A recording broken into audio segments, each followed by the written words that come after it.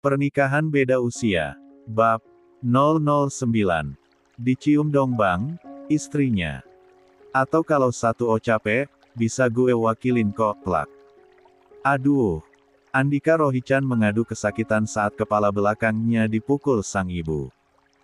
Kini ia jadi pusat perhatian keluarganya. Sakit mom. Mulut kamu tuh. Suara hujan terdengar amat deras. Agak meredamkan suara obrolan dalam rumah ini. Mendung masih menghitam di sana hingga siang hari nampak gelap.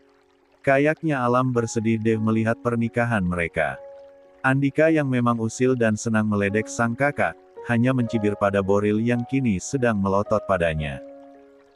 Interaksi dua pria tampan generasi kedua Rohichan itu, menjadi data tarik tersendiri terutama bagi para pelayan yang awalnya patah hati melihat sang tuan yang akhirnya menikah, kini beralih mengagumi sang adik yang tak kalah hotnya dari Boril.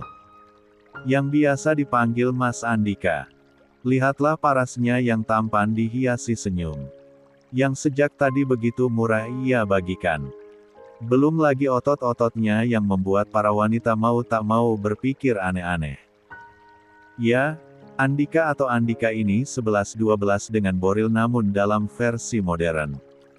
Boril memandang istri kecilnya yang kini sedang menunduk di depannya. Aprilia nampak cantik dengan kebaya berwarna putih yang pas di tubuhnya. Serasi dengan Boril yang memakai jas hitam dengan keja putih. Kebaya sederhana namun tak melunturkan pesona Aprilia yang memang cantik meski tanpa make up. Apalagi tanpa busana. Nah, kan pikiran si mesum sudah kembali ke settingan awalnya lagi. Memang pada dasarnya Boril ini tidak bisa lama-lama larut dalam kegalauan. Cukup mendengar kata-kata sensual saja sudah bisa mengembalikan nalurinya. Contohnya sekarang tanpa sadar Boril mengangkat dagu Aprilia Ayu. Cantik, istri kecilnya ini sangat cantik. Make up sederhana dengan warna bibir pink lembut membuat Boril lambat laun merekatkan wajahnya ke arah bibir Aprilia dan Boril masuk kamar sana. CK, ibunya memang punya 1000 cara merusak moodnya. Udah halal aja masih dilarang-larang. Gerutu mantan duda ini dalam hati. Pesta pernikahan Boril dan Aprilia akan diselenggarakan di Hotel Mewah Alexander nanti malam dimulai pukul 7. Maka dari itu masih ada waktu untuk istirahat sebelum berangkat setelah selesai prosesi ijab kabul dan sungkeman pada kedua orang tua masing-masing. Boril bersender sambil memainkan ponselnya di sofa panjang berbahan busa lembut di kamarnya. Kakinya ia naikkan karena sofa ini memang untuk tidur juga. Sementara Aprilia membersihkan diri di kamar mandi. Sebenarnya Boril kepikiran dengan putrinya yang pergi ke rumah Naysila sejak semalam. Stella masih marah padanya. Panggilan teleponnya pun tak diangkatnya. Hanya sebuah pesan singkat dari Naysila yang mengatakan Stella ada di rumahnya. Entah bagaimana dia membujuk Stella nanti. Lelah karena beberapa hari terakhir ini ia habiskan untuk mengurus pernikahan, Boril memutuskan akan tidur sebentar. Hari masih jam 3 sore lagi pula di luar masih hujan deras. Masih ada waktu sekitar 4 jam sebelum pergi ke acara. Ketika lamat-lamat ia mendengar suara pintu kamar mandi terbuka. Mata Boril yang tadinya tinggal 5 watt tiba-tiba saja langsung terbuka lebar. Rasa kantuk dan lelahnya hilang entah kemana. Penyebabnya apalagi kalau bukan sang istri kecilnya yang keluar dari kamar mandi hanya gengan menggunakan handuk sebatas paha. Pundaknya terbuka. Aprilia mengangkat kedua tangannya menggosokkan handuk kecil ke rambutnya yang basah hingga handuk yang dipakai naik. Ketika melihat ke arah sofa besar, Aprilia terkejut karena suaminya itu sedang menatapnya. Aprilia lalu menurunkan tangannya. Dia lupa kalau sudah menikah dan ada suami di kamarnya. Meski sudah resmi menikah dan melakukan hal yang membuahkan janin di perutnya, namun tetap saja Aprilia merasa malu dengan kebiasaannya di rumah yang hanya mengenakan handuk jika keluar dari kamar mandi.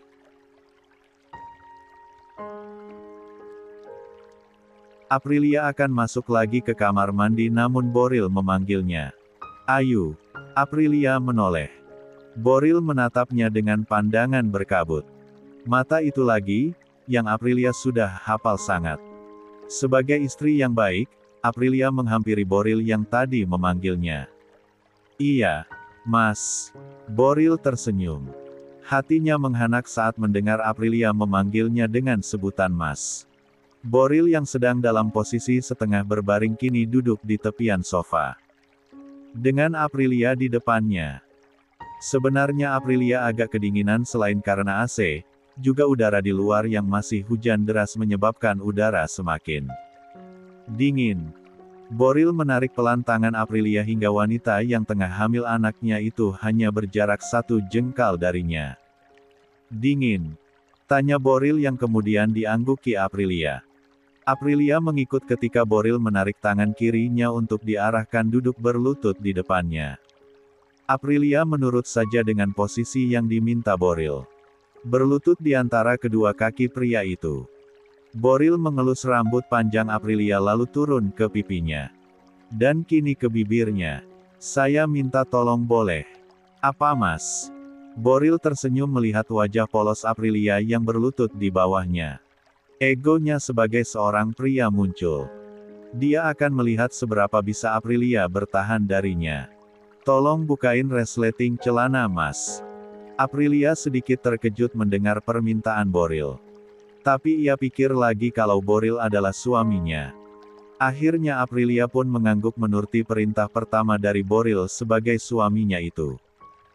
Aprilia mengangkat tangannya menuju resleting celana suaminya namun perintah Boril lagi-lagi terdengar. Bukan pakai tangan, tapi pakai ini. Tunjuk Boril pada mulut Aprilia. Lama keduanya berpandangan sebelum akhirnya Aprilia menundukkan kepalanya menuruti apa yang Boril minta. Dengan giginya, perlahan Aprilia membuka resleting itu. Yang memang tak dikancing atasnya. Aprilia mengangkat kepalanya menatap suaminya lagi. Sudah Mas. Take it. Aprilia terkesiap. Otaknya mulai memproses ketika Boril mengucapkan kata sensual itu. Boril tersenyum mulai menyukai tatapan tak suka Aprilia. Lihat saja anak songong ini sesumbar akan membuatnya jatuh cinta. Baru disuruh membuka celana dalamnya saja Aprilia tak mau. Hah, sudahlah istri kecilnya ini tak akan sanggup melayani semangat panen besarnya. Tapi, SREETTT Boril terperangah ketika sang istri tak ragu menurunkan celanuinya. Aprilia Pov. Perintah pertama dari Mas Boril sebagai suamiku adalah untuk membuka zipper celananya dengan menggunakan gigiku. Tak aneh karena suamiku adalah seorang mantan duda dengan tingkat enoi-onoi tak tertolong lagi. Dan tahukah apa yang paling aneh setelah itu? Dia bilang, take it. Mungkin dengan maksud aku akan mundur dan tidak mau melayaninya. Mas Boril salah. Aku sudah bertekad mempertahankan pernikahan ini. Anakku akan memiliki orang tua yang lengkap. Aku pastikan itu. Maka satu-satunya cara adalah mengikuti berkebun bersamanya. Keterlaluan memang si tua bangka ini. Harusnya dia pelan-pelan bukankah dia tahu ini adalah pengalaman pertama untukku. Harusnya aku gigit saja miliknya, tapi karena ingat nanti malam kami masih ada resepsi maka kuurungkan. Kulihat nafasnya tak teratur. Dadanya naik turun. Pun begitu dengan diriku yang masih berlutut di depannya. Enak. Pertanyaan macam apa itu? Kalaupun enak ya masa harus dijawab. Enak Mas. Mas Boril tertawa. Ternyata aku benar-benar menjawab pertanyaannya tadi kan kampret. Kalau gitu, gantian kamu yang gerak yuk. Kamu yang pimpin. Pipiku merona dibuatnya. Aku gak mau. Belajar yuk, kita bakalan sering begini loh. Panen mangga setelah halal pun terlaksana. Autor Pov. Aprilia menunduk merasa bersalah sedangkan Boril hanya berpura-pura tak mendengar omelan sang ibu.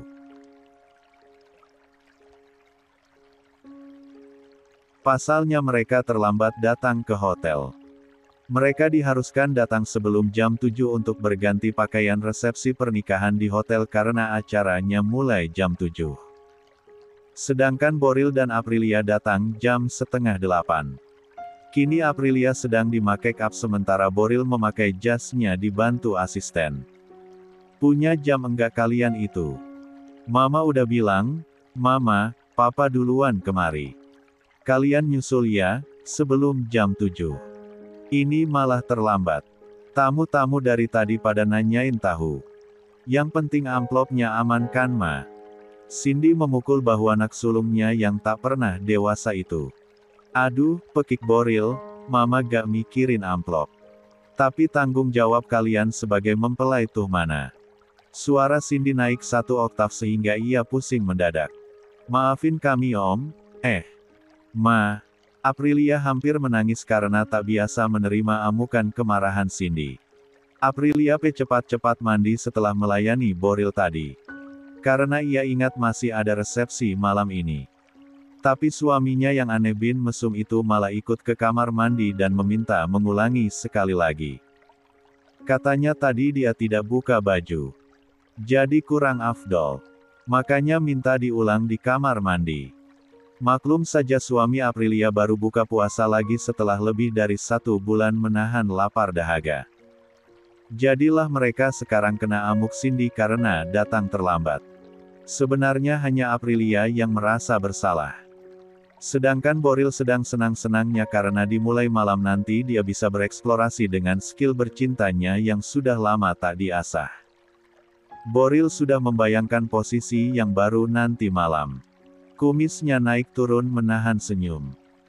Setelah hampir 30 menit berganti pakaian dan berhias diri, pasangan baru itu pun keluar melewati lorong hotel menuju ballroom tempat diselenggarakannya resepsi pernikahan mereka. Sepanjang jalan itu Boril tak bosannya menatap Aprilia yang tampil sangat anggun dan cantik dengan gaun pengantin yang sangat pas di tubuhnya itu. Meskipun Arik melihat Aprilia memoleskan konseler cukup tebal di bagian lehernya namun tak mengurangi kecantikan calon ibu dari anaknya itu. Mungkin aura wanita hamil memang semenarik itu. Boril menawarkan lengannya untuk digamit Aprilia. Istri kecilnya itu tersenyum lalu melingkarkan tangannya pada lengan Boril. Jangan GR. Biar dilihat harmonis aja sama orang-orang. Iya, tahu, Mas itu masih aja gengsi memiliki istri aku. Padahal tadi di kamar, siapa yang maksa-maksa? Minta dijamah. Saya gak maksa ya, kalau kamu gak mau juga saya. Ngamuk. Jawab Aprilia telak.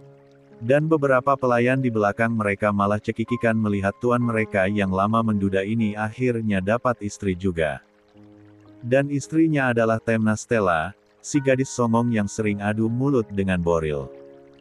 Aprilia tak ingin mendebat Arikok lagi meskipun dia senang melakukannya.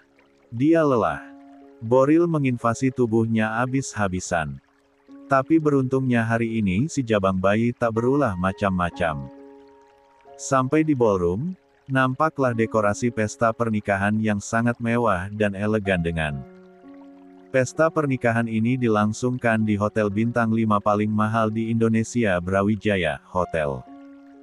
Hotel yang dibangun di atas tanah seluas 1000 meter ini, menjadi hotel berfasilitas terlengkap di Indonesia. Dengan landasan helikopter di atasnya.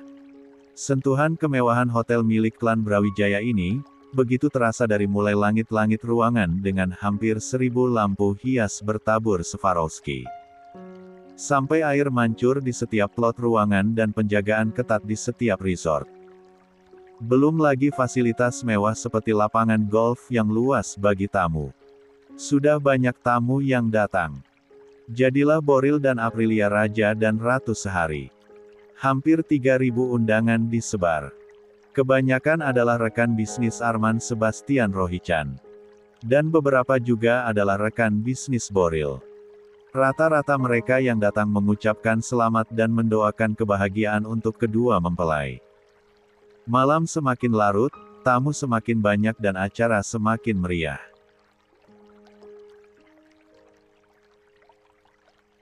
Andika menjadi bintang malam ini.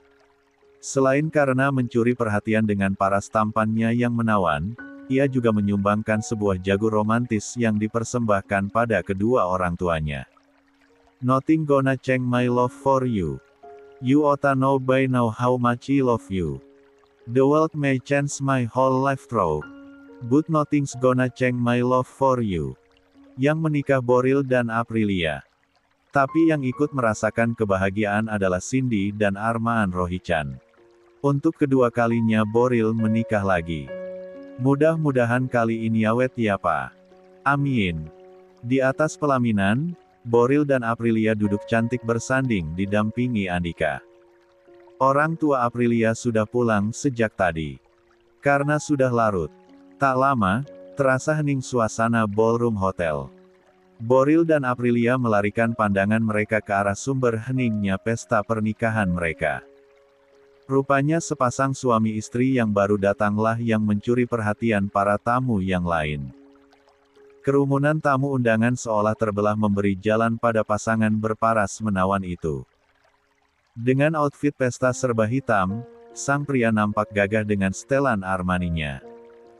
Dan sang istri nampak anggun dengan gaun hitam lengan panjang yang menjuntai menyentuh lantai. Senyum tak henti ditebarkan wanita anggun itu hingga nampaklah lesung pipinya yang menawan. Andika tersenyum melihat kedatangan mereka. Aprilia yang melihat adik ipar dan suaminya menyapa dari jauh pasangan itu, jadi penasaran siapa mereka. Mas, mereka, siapa? Pemilik hotel ini. Asian Abizar Brawijaya dan istrinya. Aprilia merasa kagum akan pasangan yang sangat sempurna di matanya itu. Sangat cocok sekali. Tampan dan cantik. Serasi banget ya, Boril tak menjawab. Tapi benar apa yang dikatakan Aprilia. Pasangan di depan mereka itu memang serasi. Kisah cinta mereka itu unik loh kak. Kata Andika pada Aprilia yang duduk di sebelahnya. Tanda hubung. Unik. Andika menganggukkan kepalanya. Kisah cinta mereka itu terkenal di kalangan para pengusaha di Eropa. Aprilia mengerutkan keningnya tak mengerti. Andika lalu tertawa. Kapan-kapan aku ceritainlah. Yang pasti ada persamaan antara Aslan Abizar Brawijaya sama abang aku yang ganteng itu.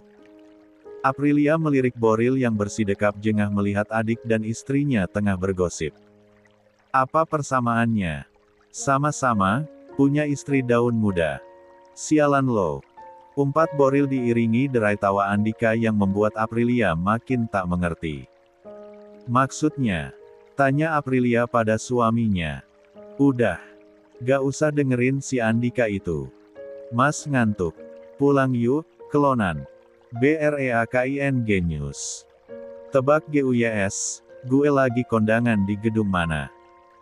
Hotel Brawijaya dong.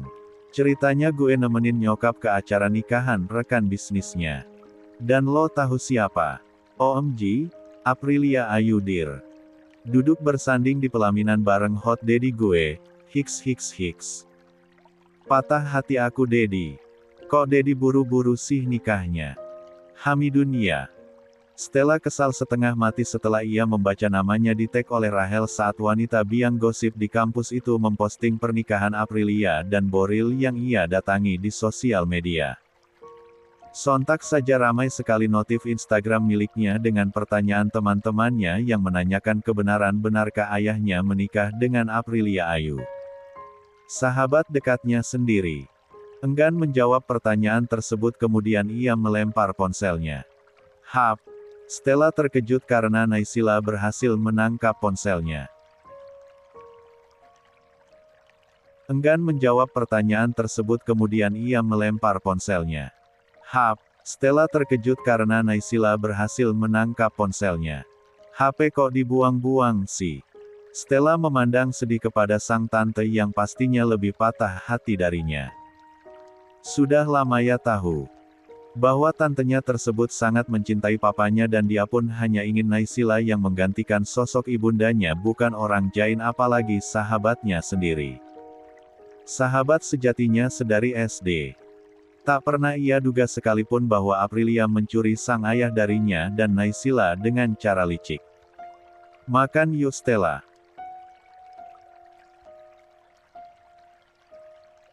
Naysila mengajak Stella untuk makan malam karena sejak dari pagi Stella belum makan. Dia marah dan kecewa pada sang ayah yang hari ini menikah dan memutuskan untuk tinggal di sini sementara waktu, yaitu rumah Naysila dan juga kakek dan neneknya dari pihak Amanda sang ibu.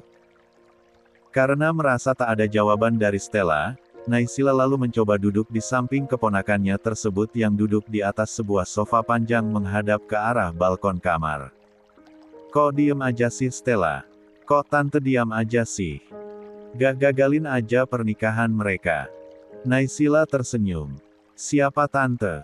Kenapa bisa menggagalkan pernikahan mereka? Bahkan mereka kan punya anak. Aku nggak yakin kalau itu adalah anak papa." Naysila terperangah dengan ucapan Stella. Barusan hingga ia menolehkan wajahnya ke arah Stella. "Ngaco kamu? Aku gak ngaco. Aku sangat tahu papa. Meskipun papa itu suka banget main perempuan, tapi gak ada satupun cewek yang ngaku-ngaku dihamilin papa." Wajah Naysila memerah dibuatnya.